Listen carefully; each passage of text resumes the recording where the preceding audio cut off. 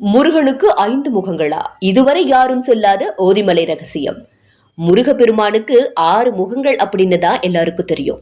ஆனா 5 முகங்களோடு ஒரு முருகன். அவர் எங்க இருக்காரு தெரியுமா? அதுவும் பிரம்மாவையே சிறையில் தள்ளி மிரட்டலான வரலாற்று பின்னணி கொண்ட ஒரு திருத்தலம் நம்ம தமிழ்நாட்டுல இருக்கிறது எத்தனை பேருக்கு தெரியும்? வாங்க தெரிஞ்சுக்கலாம். ஈரோடு கோவை மாவட்ட எல்லையில அன்னனூரிலிருந்து 17 கிலோமீட்டர் தொலைவில் இருக்கும் சண்முகாபுரம் என்ற ஊர்ல இரும்பறை பகுதியில விண்ணை முட்டுற அளவுக்கு ஓதிமலை என்ற மலை இருக்கு. இங்க கந்தபிரான் நம்ம வழக்கமா பாக்குற அலங்கார கோலத்துல இருக்க மாட்டாரு.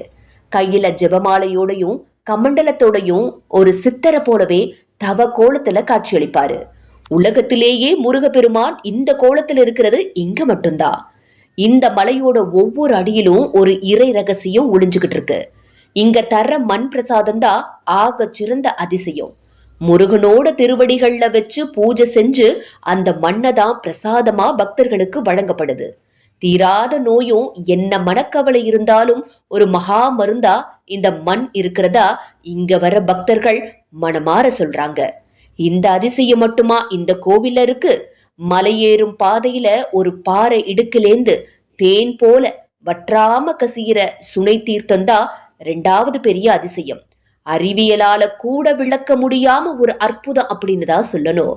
சுமார் 1800 செங்குத்தான படிக்கட்டுகளை ஏறி முடிக்கும் போது உடல் நடுங்கும்.